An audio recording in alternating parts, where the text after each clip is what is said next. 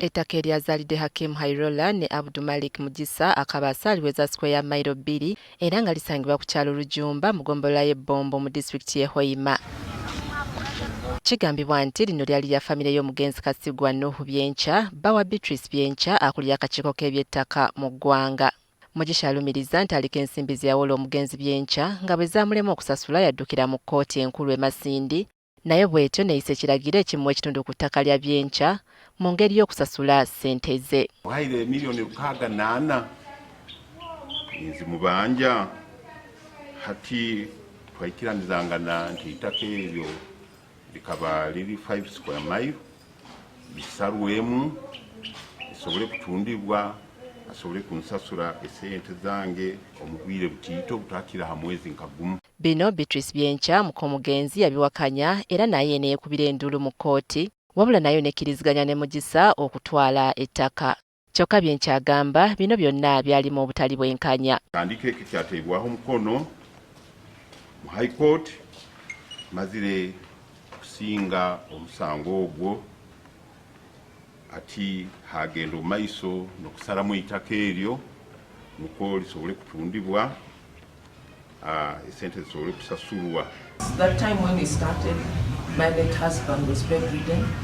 I could see him coming up, but in the state I was in, when you're nursing somebody terminally ill, and then you begin chasing land, property, as the spouse, what would the people think about you? Kooti ng'emuwadde ettaka, Mugisa yalissa mu mannya g'omu ku bakozi be Hakim Hairola.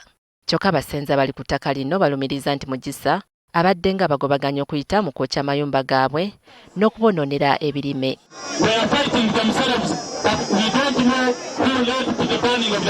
Mu lukiiko minisita omubeezi ow'eby'ettaka Sam Mayanja lwakubye okugonjoola ensonga zino, Hairola ategeezezza nti yejjusa olunaku mukama we lwe yamuwandiisa ku kyapa ky'ettaka lino era nga mwetegefu erinnya lye liggibwe ku kyapa kino. In short, I have decided to move off this business. To tender you my affidavit, I have already prepared.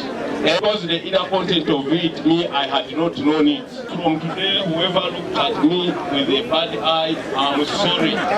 Kyokka kino tekimutaasizza kubanga minisita alagidde akwatibwe wamu ne mukama we. It will not be justice for me to tell this man to be arrested and Malik, I leave you here when you are the one who has been behind it. The man, so BBC ensure that Malik is arrested. Ekiragiro kya minisita kisanyudde abatuuze abaludde nga baliisibwa akakanja. Wajja kuba deployed wano police ebenga erabirira abantu n'ebyabwe. Kyokka yadde nga Mugisa akwatiddwa tekijjaawo kyakubanga kkooti y'e Masindi n'ey'e Hoima zonna zakkiriziganya naye ku ky'okutwala ettaka eryogerwako ng'engeri y'okumusasula ssente ze yawola omugenzi Byenkya n'alemwa okuzisasula.